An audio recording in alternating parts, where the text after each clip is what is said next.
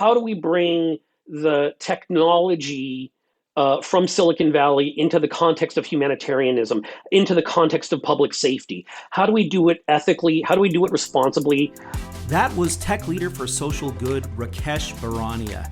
I'm David Morris. I'm here with Julie Morris, and this is the third episode of How to Thought Leadership. Julie, how are you doing today? I'm doing great, and I'm super excited about this conversation. So, can I tell you how I found Rakesh? Okay, yes, you're nodding. Thank you. So, David, I tell you, they're the people, again, and you'll hear me say this a lot, that I find them on LinkedIn and I follow them. I like to say I'm always scouting for thought leaders. So Rakesh is one that he has been a thought leader for a very long time. His mastery of the written word is beyond most of us, like by far. What I do know is that there are a few of us, and I wish there were more, but there are a real few of us who would give themselves to their cause. Rakesh is one of them. When I say tech for good, what that looks like is this incredible intersection between technology, social impact, humanitarian. I mean, he covers this breadth and scope of it, but some of the stories he tells just blow my mind. He goes to the places where it is war-torn, in recovery and disaster response, and he figures out the intersections between what we need to do with our tech, our data, the scope of response, because most of our response nowadays takes place in the cloud, right? It's all data, it's computers, it's technology, and how all of these systems connect. And when we misstep and we screw up with those, the impacts are devastating. Right now, we have more cybersecurity threats and attacks happening on NGOs, on nonprofits. It's beyond comprehension, and we have to have people like Rakesh in those places of authority and influence and thought leadership, because he has to tell us where can it go wrong, and how does it all, when it does go wrong, how does it affect the people like domestic violence victims, like people in Ukraine and other Eastern European countries that are in war-torn places. And if their data gets out, think of the impacts. We know how bad they are. So Rakesh is one that I have found, and I am super excited to get to partner with. He is a LinkedIn top voice, and this is, again, we'll cover it in our session, but the inaugural social impact group. That is a huge honor. And it was because he has been doing the work for years. And so we're super excited for this conversation today. Yeah, Rakesh is definitely the real deal, and he's brilliant too. So I'm excited to hear the conversation. Let's get right to it. Let's do it. I believe you're using your platform to change the social good space. And through your influence, you're going to change lives. And I know that you already have. Like, there's no doubt about that. So the way that you applaud peers, and especially this piece of, like, you write like a scholar. It's pretty impressive. You call attention to humanitarian crises. And of course, you talk about all things cybersecurity and tech, which I love. And yesterday, that work was acknowledged by your recognition as an inaugural LinkedIn top voice for social impact. So let me just pause and say a huge congratulations for that. Thanks so much. Yeah. I hadn't actually expected it to be as big as it was, to be honest. I've been really kind of floored with the response from people, and I'm just, I'm grateful for the recognition, and I hope to be able to use that to drive the work further. Oh, I love that. Well, to the point of the attention that it's getting on you, I love when we see people celebrate each other on LinkedIn. So a quote from your peer on this recognition: "I'm so happy to see Rakesh recognized. He's not an armchair analyst. He's been deployed to the front lines of disaster situations and is mission driven by an up close and personal look at how people are affected. It's not just his work on display. It's his life's mission, and I'm proud to have known him for decades, and I can't recommend enough that you check out his writing." Wow. Wow, the impact that you've made on your colleagues and peers over the years. I mean, that's pretty awesome. Did that feel pretty good to read that? Did you blush? How did it go for you? Yeah. Yeah, it was actually great because the individual who wrote that actually, for decades, especially back in the 1990s, I absolutely looked up to him as a role model. So to have one of your role Mm-hmm. models coming around and acknowledging your work now, it feels very full circle to me, right? Like I feel that we are at this cusp of really doing some amazing things with technology. You know, humanity has a number of really big challenges on deck right now. And I think that really being thoughtful about how we apply technology, and then hopefully through the writing and through some of the advocacy that I do, inspiring others to take action, right? To help scale that impact. I think that's super important because right now, I think that we've all gone through this pandemic experience. We're still going through the pandemic Yeah. experience. We're still going through a lot of challenges. You know, you and I are both in the United States, and there have been some really big things happening just in the last few days, politically and legally. And so I think that people are kind of looking for hope. They're looking for inspiration because things, frankly, could feel pretty overwhelming right now. And that's a very natural human reaction. So I hope that people are looking around them and finding those bits of light that are out there and really kind of locking onto those as the North Star to carry individual journeys and the work we all have to do forward. Oh, I love that. But I mean, so this podcast is talking about the tactics and the why and thought leadership as a whole. And everything that you just described is a lot of work. I mean, as we look at even some of the other folks that had just been appointed to this top voice in social impact through LinkedIn, it's the CEOs of Teach for America, Girls Who Code, Year Up, VMware, ASPCA, CEOs, right? It's like they have to go about doing this job. It's a lot of work. And so I'm just going to call that piece out, and we're going to get to talk through that more in a little bit. But going to this cool idea, again, you're dropped into this group of illustrious, C-suite folks.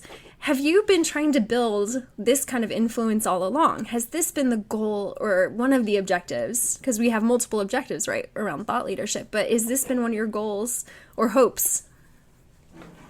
In all honesty, it didn't start off that way.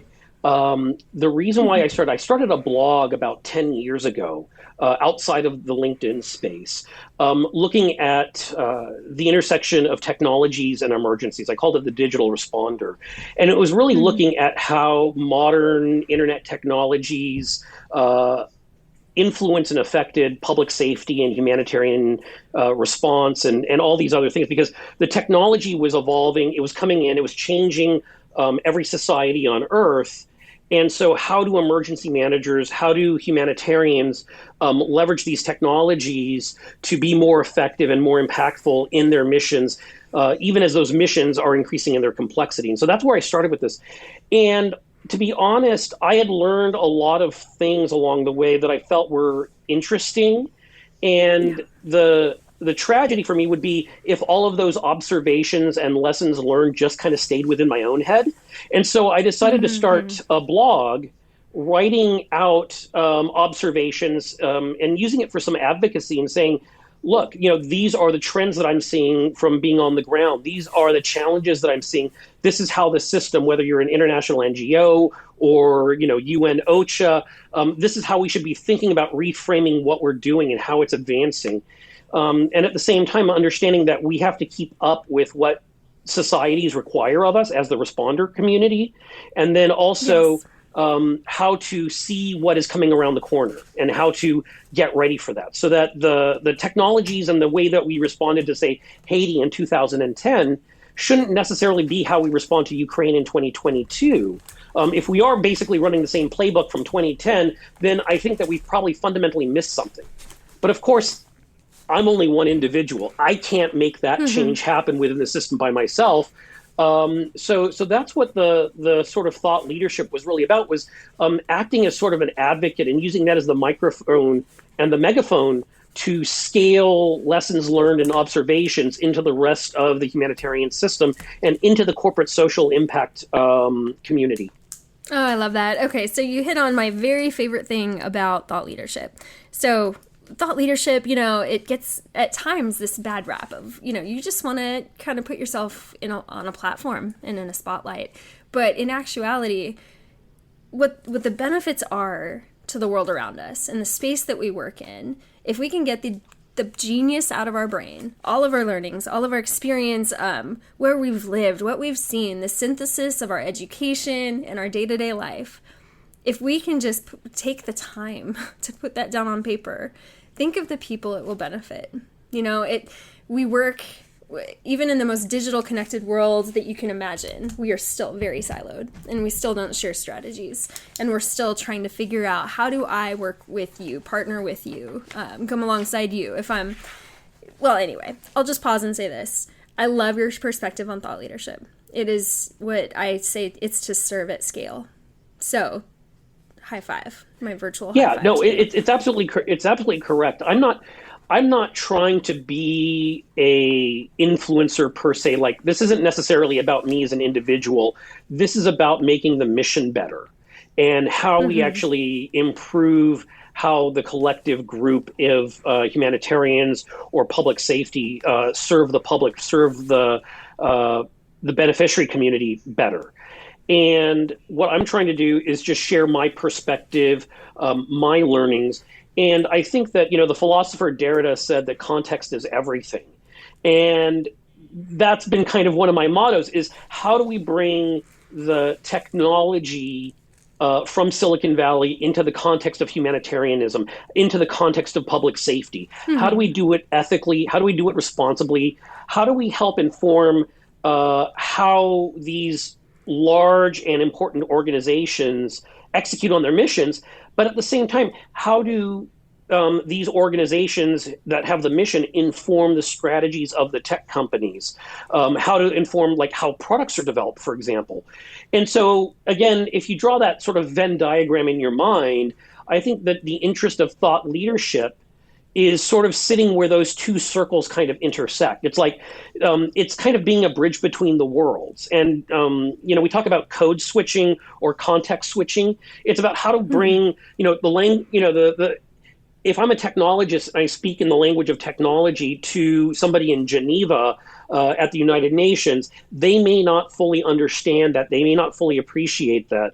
But at the same time, what I want to be able to do is say, look, this is what the technology can do for your mission. This is how it can make you more impactful. This is how it actually helps you on the ground in the moments and places that matter. But that requires me as a technologist to fully understand what it's like to be that person on the ground in the moments and places where that kind of work is getting done, because that work is happening in places, in contexts that are very different than me in Silicon Valley or me in Seattle, in the sort of the high-tech hubs of the world. Yeah, and I mean, when we think about the ramifications of us not taking the steps to make it very relevant to people on the ground and to translate, it's funny, I think there's probably a fine line between code switching, context switching, and just simply trying to be that interpreter of information. I can't help but wonder that. Yeah, no, I think it's kind of an all of the above. Yeah. So for example, I had an organization that is protected under international humanitarian law, the Geneva Conventions, and they had been very reluctant to go to the cloud because they are worried about their legal protections under international humanitarian law and what could happen to that data once it's in the cloud. Now, I can bring a data protection officer, I can bring a privacy lawyer into that conversation, but they may not fully appreciate the humanitarian context that's in play in that conversation. And so just saying, hey, look, I can encrypt your data, I can protect your data, that doesn't solve the fundamental concerns about how to maintain humanitarian neutrality when you're in a cloud-based model. And so no one individual, no one interest has the whole picture. It's about bringing together and convening the conversation and then helping the players around the table understand each other and the interests of each other, and then helping each other kind of move that forward. And to be honest, I think that one of the most resonant things I've done with the thought leadership that I've written, the articles of mine that get the most traction are the ones that are fundamentally challenging, the ones that are asking people to step a little bit beyond their comfort zone and what they know and really kind of ask those critical questions. Right. So I'll give you one real example. One of my most recent articles was about how has the current conflict between Russia and Ukraine changed corporate social responsibility in the tech community. And when the conflict kicked off, what you saw was that a lot of tech companies, a lot of companies writ large, started saying, we stand with Ukraine. We are supporting Ukraine in one way or another, whether symbolically, materially, or some combination of these things. And that's all well and good. But have you thought about why this conflict and not any one of the other 45 conflicts that are currently going on in the world? Right? Why is it this one that you're choosing to take a stand on versus any of the others? Have you thought about the precedent you have now set so that in a hypothetical future where there is a China-Taiwan conflict, where the tech community has interests on both sides of that potential conflict, have you thought about when you're going to engage in these situations, why, and what are the guardrails for that? And so that was really asking the corporate social responsibility community to take a step back from their initial reactions to the Ukraine conflict and say, what are the precedents that we have just set for ourselves? And are we fully prepared to follow through with those actions and build those capacities that are needed? We're not saying that taking that step was bad necessarily. And in fact, I actually think it's been a good thing in a lot of ways. But let's think it through fully. Let's challenge ourselves a little bit to really put the frameworks and the foundations in place, because we know that there will be future conflicts. And if corporations are now taking stands on conflicts that they haven't done before, let's think about why we do it, when we do it, and what does that actually look like. Oh, that's wonderful. Well, let's just pause and take a quick step up to the clouds for a moment. I love stories. I think already you've gotten to take me to the moment, the conversations and to the table of what it's like to be where you've been. There's this one random place that really stuck out to me as I was reading about you and learning about you ahead of our call. And one of those places you've been is Burning Man. So I just gotta know, you and Burning Man, tell me about that. Yeah. I went to my first burn in 2005. And in fact, it was ironic because I went to Burning Man in 2005, and that was when Hurricane Katrina was hitting New Orleans. And so literally, I came home from Burning Man on a Monday. I packed my bags on a Tuesday, and then I was in New Orleans on a Wednesday. So there was this clear transition. And Burning Man for me is a really interesting place. It happens in the desert of Nevada every year, except for the pandemic just recently. And it is one of the most creative spaces I've ever experienced. The art, that was what drew me out there, was the art initially, because the just scale of the art is just massive. But the other thing that has really drawn me is actually the community. I've volunteered since 2005 as one of the medical leads out there. So I've been part of the Black Rock City Emergency Services Department. And so these are the firefighters and EMS and mental health workers that actually provide the public safety sort of safety net around Burning Man. And it's really interesting to see how people can create community in the middle of nowhere, how people can serve and get inspired. And in fact, just as a technologist, a lot of the technologies that we've seen in disasters, I've seen stuff out there piloted at Burning Man that then I've seen later on in emergencies around the world. So it's really interesting because it's a very good analog for how to pilot technologies in very austere environments. So I've definitely seen that aspect of it too. But truly, the thing that I love is really the community around Burning Man and the passion that people bring to it. It is extremely dirty, though. It's very, very, the dust that gets out there and everything, as a person who really likes their showers, it's one of those things I had to get used to. I'm okay, this is very unusual for me. I'm going to deal with it. But the rewards for going out there have been fantastic. And I would say that it's, there are some people out there who go to Burning Man and they find it to be kind of a life-changing experience. And I would say that I kind of fall into that category. But there are these 10 principles of Burning Man that are kind of underpinnings of the community. And I feel I feel most aligned to it when I'm able to bring those 10 principles and put them into my daily life as a parent, as a partner, as a professional in my career. I find that it kind of infuses my existence. Even if I am not at Burning Man, I still feel very connected to its sort of philosophical and spiritual underpinnings. Interesting. So, as someone who's pretty unfamiliar, except for, every once in a blue moon it's in the news, like what would one of those 10 be that affects you? I think that one of the things that really moves is that everyone is a participant at Burning Man. There are no spectators. Unlike a music festival where there is a performer and there is an audience that is sort of consuming the work of the performer, at Burning Man, it's all about everyone is mutually engaged in creating the experience, in creating that community. And it is a call to active community engagement. And I feel that in my daily life. I feel that as a member of my local community, as a member of the global community, I'm called to actively take action and actually participate rather than being a passive observer. And, just as a sidebar, this idea of being a passive observer versus an active participant was what got me into this work to begin with. I used to live in Los Angeles way back in 1992 when I was a high school senior. And that summer, there were the Los Angeles riots related to the Rodney King situation. And I remember watching on television my city burning. Like there was, I sat in my living room watching TV, watching as stores were burning and the community was, there were looting and all sorts of things going on. And the National Guard was on my street patrolling the area.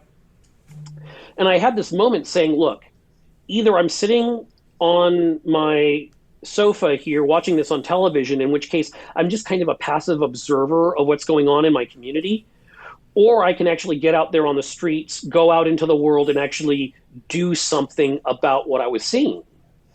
And so that was how I actually got involved in doing humanitarian and disaster relief. Was that led me to going and engaging with the American Red Cross, which got me started on this massive journey, which has led to this moment where you and I are having this conversation. And so for me, Burning Man is just one more reminder of having agency to create community, to create action. That we don't just have to sit and be passively consuming the world as it comes by us, but we actually have agency, we have choice, and that if we are in a position where we can take action on the things that we care about, we ought to. Wow. Okay, well, that brings me to this next thought. It was probably that similar sense of agency that drove you to not just, like pretty much all of us did, observe what was happening in Ukraine and stay stateside safely, but you went to Eastern Europe, and I would love to hear what made you want to leave the safety of your keyboard. I mean, obviously it's what you shared, it's you are the type to engage, right? But even then, what were your goals? What did you want to see happen on your trip there? Sure. So I deployed with a nonprofit I've been working with for about 14 years called NetHope, nethope.org. This is an organization that sits at the intersection between the technology community and the large international NGOs. So on the one hand, you have tech supporters like Cisco, Microsoft, Salesforce, Google. And on the other side, you have the NetHope members, which are the Oxfams and Doctors Without Borders and those other large international NGOs. And the reason why I decided to go is because this particular conflict has touched on something I've been an advocate about understanding for a while, which is the digital protection of humanitarian missions in crises. So, we've seen this happen most recently with the Syrian refugee crisis that really accelerated in 2015, where there were very definite cybersecurity and privacy concerns for very vulnerable people. And in this particular case with Ukraine, we knew going into it that this notion of what has been called hybrid warfare, where it's not just the military activities on the battlefield, but it's also the disinformation, it's also the hacking, it's also it's happening on a couple of different levels all at once as part of sort of this integrated strategy. And we know from other conflicts that refugees and the people fleeing and civilian populations and those who are trying to help those civilians are at great risk from digital threats that can then turn into physical harms. Yes. And so one of the reasons why I went to Eastern Europe, and I was in Moldova, I was in Romania, I was in Poland, was to really assess what sort of digital protections needed to exist on the ground to protect primarily women and children from all sorts of harms, from identity theft to prevention of gender-based violence and human trafficking, all of these things that could be accelerated by poor data collection, poor data use, or simply not getting the right information at the right time to the right person. And it is possible to make some of these determinations remotely, but I think that unless you are actually present in the moments and places where the work is getting done, a lot of that fidelity can be lost. And one of the things I've been a real advocate for in all of my tech company roles at Salesforce or at Cisco is the idea of being as close to the problem space as you possibly can be. In other words, if I'm designing technology for a refugee camp or for a post-earthquake environment, I'm always going to be better about creating that technology if I've actually been there, if I actually understand the totality of that context, so that as a designer and an implementer of technology, I can really bring that full appreciation to the design. I think that when we make assumptions from afar, that leads us into situations where we may not be making the best decisions we possibly could. I love that. Okay, so I actually kind of hate that in some senses, and here's why. When we design solutions, to your point, and we don't really understand exactly what we're designing them for, and the implications that fast and quick design, MVP design, that sometimes we really kind of have to do on the fly, when we try to help, we can harm.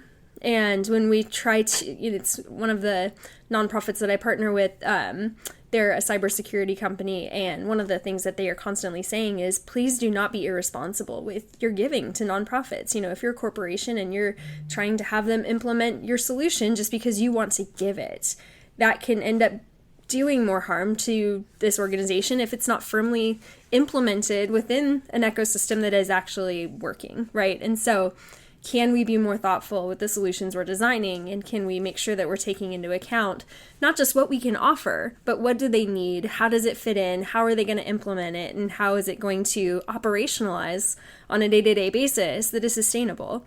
It's like, for me, I can build a fancy website for a nonprofit, drop it at their doorstep, and it will do not a lot of good. So being thoughtful is great. What do you think? And in fact, I would say, just to pivot off of that, I would say that sustainability is 80% of the problem. A lot of people, when a sudden crisis happens that grabs the world's attention, a lot of the focus of technologists, of corporate giving, is really about jumping and moving fast so that they can put something out on Twitter, or they can feel like they are taking action. And I don't actually poo-poo that necessarily, because for the most part, it's coming from a good place. It's coming from a place of empathy. And so I don't want to just say, don't do that.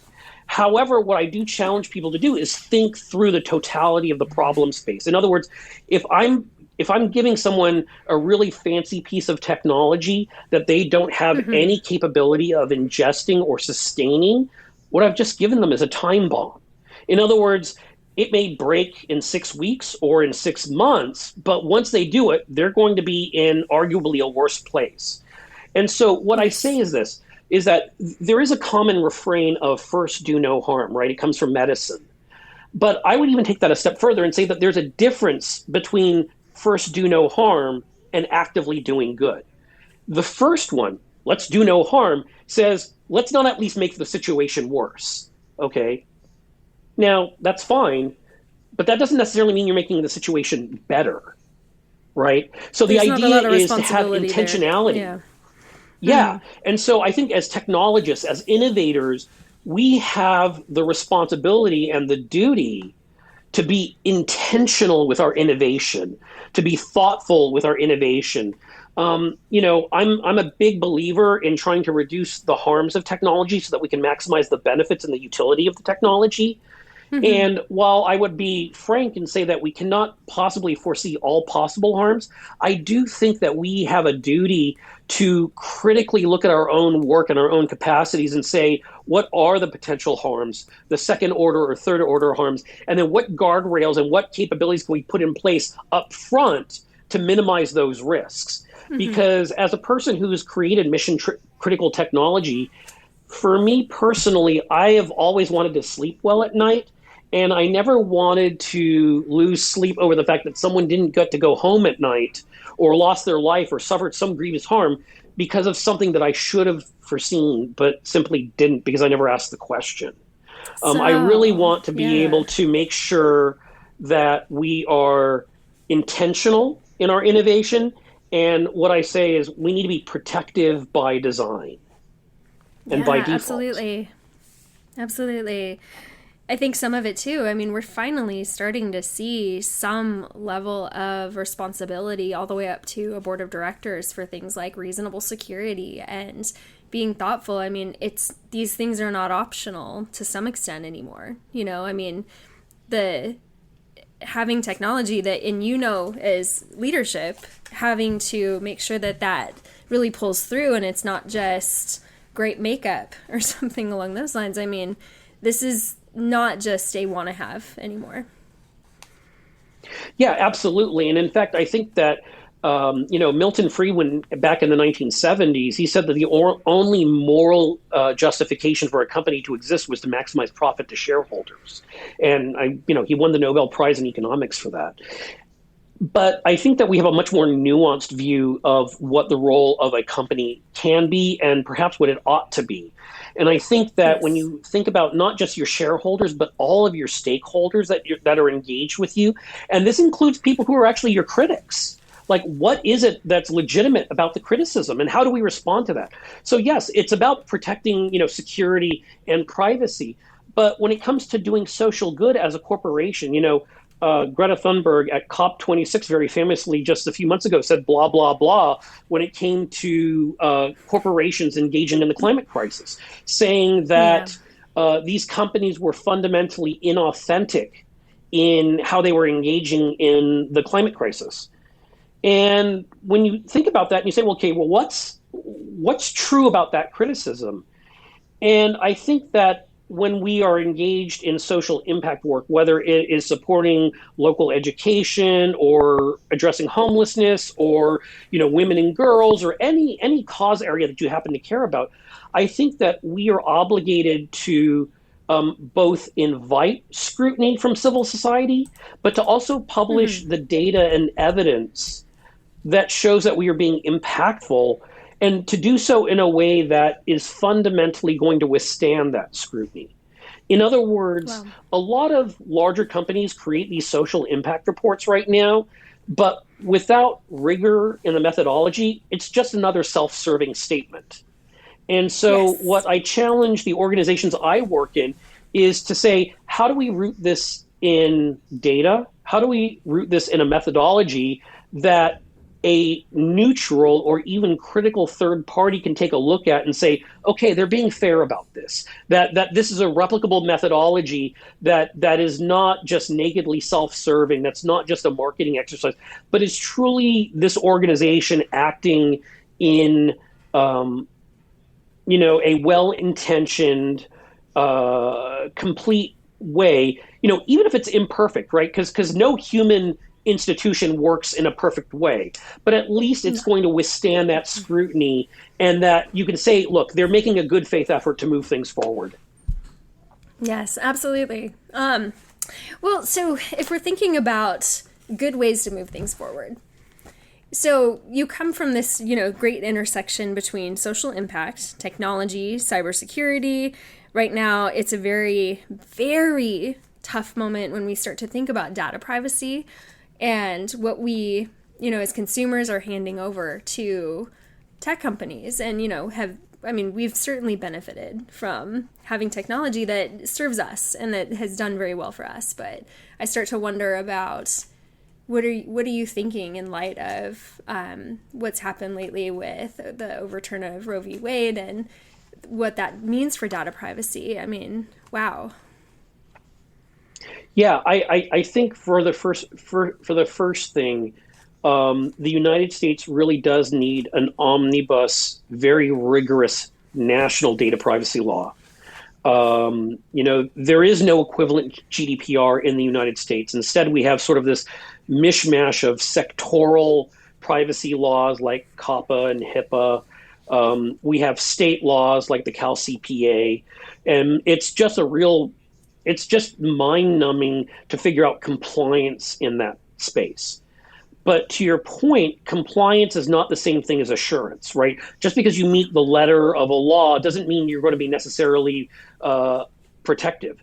And so with the overturning of the right to abortion in the United States and having something like 26 states now looking at removing it, or in some cases criminalizing various access to reproductive health care and everything, all of a sudden this kind of data economy that we've built over the last 20 years, I'm greatly concerned about it being weaponized against women, against healthcare providers, against advocates. I mean, the real harms of what could happen and what is on the cusp of happening I don't think we have fully wrestled with, and we don't certainly have, I worry that we don't have the policy chops and the political will to actually move the needle on some of this stuff. And so for those of you who are listening to this podcast right now, who may work in the technology industry, I think the one thing you can do right now is with whatever agency, whether you are sitting as a line engineer working on coding these applications or whatever, is to use whatever power is within your process right now to really minimize the collection and the possible use of that data. And what I tell people is this, two things. Data is always about people, whether you're talking about machine data or data that may be abstracted from humans. Ultimately, if you walk that chain back, I tell people that data is always about people. But the data is always a form of power. And as computer scientists, it's been my experience that technologists are not necessarily comfortable talking about data as a form of power. We're happy talking about metadata and big data and all these other things. But what does data mean to the human condition? Is often not talked about in computer science classes. It's not talked about in conference rooms and in places where these decisions are being made. And what we have to really think about is that, for me, I think about technology first and foremost from the individual human's perspective. And I go a step further and say, who is the most vulnerable person who could be affected by this system? And I try to imagine myself sitting in their shoes. Now, that is a very helpful framing. It's not a total framing because, so for example, if I'm talking about, let's say I'm designing a period tracker, a pregnancy tracker application. Now, I'm a cis guy, okay? No matter how woke or how much of an ally I believe myself to be, there's just a certain lived experience that I lack. And so it's going to be really important for me to recognize my own limitations and to invite scrutiny and input from those who might be directly affected by this. So even when I was overseas working on the Ukraine crisis just a few months ago, everybody in my team of three, all three of us, we were guys. And yet my biggest concern was gender-based violence and gender protection. And so one of the things I kept thinking about as I was on the ground in these refugee camps and in these train stations is what red flags are staring me right in the face right now that I should be picking up on, but I may not be picking up on, right? Like I had to have a certain level of self-awareness about my own the limitations of my own experience. And how can I then bring the right expertise into the conversation, the right third party review into that conversation, so that those concerns might be detected, and then we can think about how to control for them. So I think that as technologists, we need to really think about this stuff very hard. I think that, like, when the Cambridge Analytica scandal broke at Facebook, one of the things you heard Facebook, senior leaders at Facebook talking about is like, oh, we never thought that this could be, used in such a way. And to me, that defense was very thin, because there has yet to be a technology created by humanity, going all the way back to the fire and the wheel, that has been failed to be weaponized against somebody at some point, right? And so even though I believe in the power of the internet, I believe in the power of technology, to say that we never thought that there could be harms is just blindingly naive, or it's straight up false. Let's be real with ourselves. Let's be real with the people who are going to be affected by these technologies, and talk about how we should be, really engaging in thoughtful design and thoughtful deployment of these technologies. Well, all I can say to all this is yes, and I'm nodding at every juncture here. And now you have to take all of this thought leadership that you're doing, all of this speaking and all of this writing, because you have to make the field better, right? Like, we have to do better. The only way we're going to do better is if we talk about these things.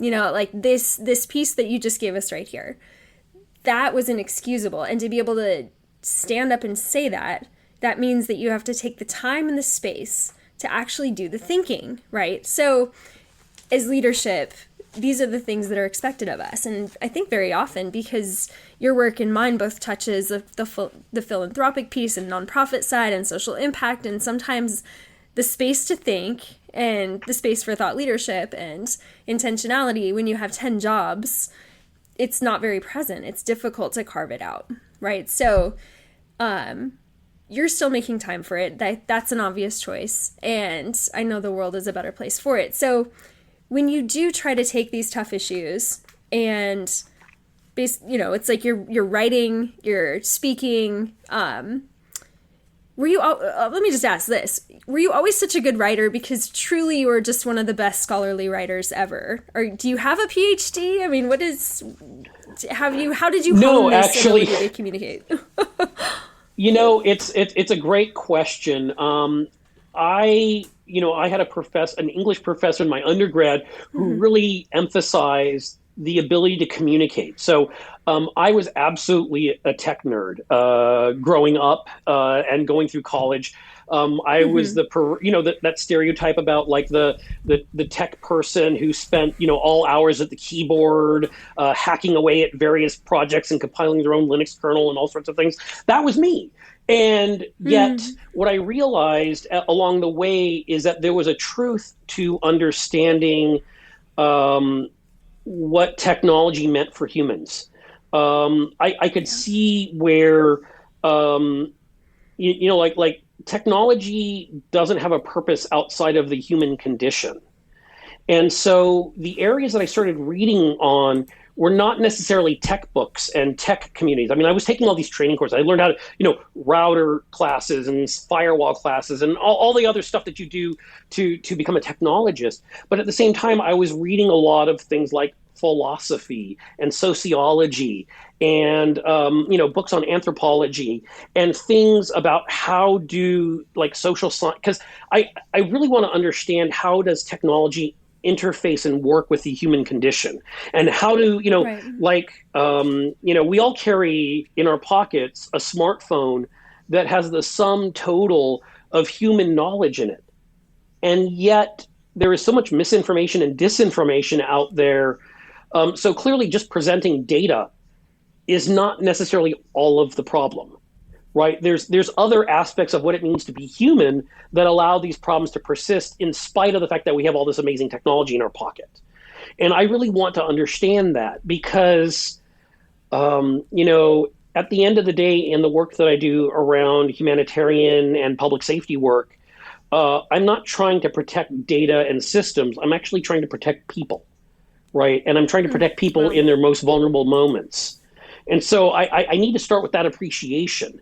And that should be sort of the bookends to the work around technology. I should start from that, but I should also be able to bring it back to that at the end of the day. I love that. And so Yeah. from a writing standpoint, I really enjoy getting, if I can take complicated ideas and distill them down to something that a non-technologist or a decision maker who has only like 3 minutes to skim through an article on LinkedIn, if I can make that argument in 3 minutes and do it succinctly enough that it turns on the light bulb, that's what I'm trying to get to.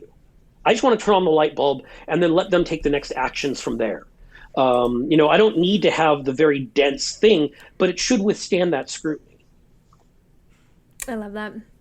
So what I'm definitely hearing from you also is just that there is this weight, gravity, responsibility, duty of all of us who have this technical knowledge to take the time. Maybe not everyone, right? But whoever can and has even the most minor interest in, to take what we know and to put it out there for the betterment of those around us, for our company, for our organization, for each other. And one of the ways that I like to frame thought leadership also is, think of you 5 years ago. Where were you stuck? Where did you feel like you did not see a way through? And how can you help shorten that journey, in essence, for the leaders that are coming behind us? I think as resources continue to be scarce, and which of course we know in nonprofit land they already were, there without a shadow of a doubt, it is on us, and kind of in honor of everyone who poured into us, like the leader who said something fabulous about you for your LinkedIn top voice recognition. It's because people poured into us that we then turn around as thought leaders and pour into others, and we take the time to do so, and that's wonderful. Okay, so we're getting close to the end of our time. If I'm thinking about, David, I'll have to chop this piece off. I am thinking here about which last question. So I feel like we've covered really well this idea of where you want to go next and where you would be a great fit with, but maybe we can do last question on, where do you want to be in a couple of years? What kind of something along those lines, what kind of impact do you want to be making in a couple of years? Or what do you think? So I think so. There's a couple of things, because I've actually asked this question to myself as I go through my own job search right now. And what I think about is that I want to keep having an impact. So I've been doing this work for more than 25, 30, close to 30 years at this point. But the reality is that every situation that I could have an impact in going, for the rest of my career is in the future. It's not in the past. And so how can I be informed by my past but not encumbered by it? It's a really interesting conversation to have. And on my tough days, which, we've all gone through a number of those, I think, as just being human beings in the last couple of years, what I think about is that in spite of all the challenges and in spite of all the complexities, every life that can be saved, every life that can be bettered, even now, even after all the suffering and all the challenge that has already happened, those lives are still worth changing. Those lives are still worth saving, even in spite of all the challenges that face us. And so that's what keeps me going, is this idea that all the good that I could possibly do with my time on this earth is still worth doing. So I don't let it dishearten me. I don't let it get me down, because honestly, I don't feel that I have the freedom to despair. I think we don't have time for that in the social impact space. And I don't care where you are. I don't care whether you've been doing this for 2 weeks or 20 years. Right? I don't care if you're very junior or very senior. I think as individuals, we all have agency. And I think that if we let ourselves get dispirited to the point where we just abdicate that agency, I think that's just tragic. I think, and whether we have the ability to do a lot of things or just a few things, I think that what we need to do is also mutually inspire each other. I think we need to be putting our stories out there, whether we're just talking to our friends and our colleagues over coffee, or whether we're doing podcasts like this one. We need to be able to put ourselves out there. And it also requires us to be a little bit vulnerable, maybe a lot vulnerable, Yes. because I certainly don't have it solved. I don't think anyone listening to this would have it solved. So what we have to do is kind of keep ourselves going, acknowledging that none of us have the total answer, right? But that whatever piece of the answer we have, we want to put that in play, that we're kind of obligated to put that in play. Oh, I love that. You're absolutely right. There are different types of what we would call thought leadership, right? You can come with a solution. You can come with a white paper and research and data and a really firm hypothesis. But more often than not, we don't have that for every problem that we're facing. A lot of our problems are emergent and they are happening right now. But what is the role? What is the responsibility if we know that we need to be visible, be heard, and encourage and bring some hope, but we don't have the answers just yet? And that is, in my mind, just coming to the table and just saying, hey, this thing right here, we need to work this out. We need to talk about this. We need to see what kind of solutions might be present. So it sounds like you're pretty comfortable doing a little bit of both, because I think that you're addressing problems that are now, but they're very future looking as well. So you're able to look at problems and see that we just need to kind of come to the table. But to your point, are you able to be vulnerable and say, I don't maybe have all the answers to this yet? Yeah, no, absolutely. And in fact, one of the things that I have come around to in recent years is this notion of intersectionality. If you think about the challenges that nonprofits face right now, they are very intersectional. So we've had big movements here in the United States in the last few years around Black Lives Matter. We've had the escalating climate crisis and the climate impacts. We have the situation with LGBTQ people and the persecution, the increasing persecution that they're feeling right now. We certainly have, the situation of women and girls going backwards in this country. And all of these things are happening kind of in very rapidly. And almost like you don't even have the chance to catch your breath from one before you shift to the next thing hits you. And what I think, if we take a step back and take a breath, what we have to realize is that these aren't all different crises. They're actually kind of one crisis, that they're all threads in this kind of intersectional fabric, and that it is impossible to pull on one thread without pulling on a whole host of other threads in that fabric. Now, that can be overwhelming to a person when you realize how big and how intersectional and how these things are all woven together. The thing is you can go from having no awareness of a problem to having total awareness and being completely dispirited and despairing of it without stopping somewhere in the middle to try and think about, well, what can I do about this? And so what I would say is, acknowledge the complexity, have an appetite for acknowledging that complexity, but then bring it back to yourself and, where you sit, your two hands and your feet and your agency as an individual human being. What can you do from where you're sitting right now? And then to go ahead and act on that, knowing that you can't solve the the totality of the problem is going to require a lot of us pulling together in a general direction. But that understand that, whether we are focusing on homelessness in our community, whether we're focusing on animal rights or other sort of problem spaces, understanding that we have a little piece of the puzzle, and let's work on that piece of the puzzle that we have, understanding that we know that it's not the totality of the thing, but to not get dispirited from that. We don't have, I'll just repeat myself, we don't have the luxury of despair right now in this moment. I don't think we will. That's right. Absolutely. And when we do anyway, when we get stuck in that place of just, it is really tough right now. And it's really tough, I think, for leaders who have been just pushing beyond what they realistically can handle, to look around at each other and be willing to pause in our work and our day-to-day to look out for each other and to build relationships. And that's one of my very favorite parts of thought leadership, is that you are building a network that can pick you up when it is too tough, and it will be one day.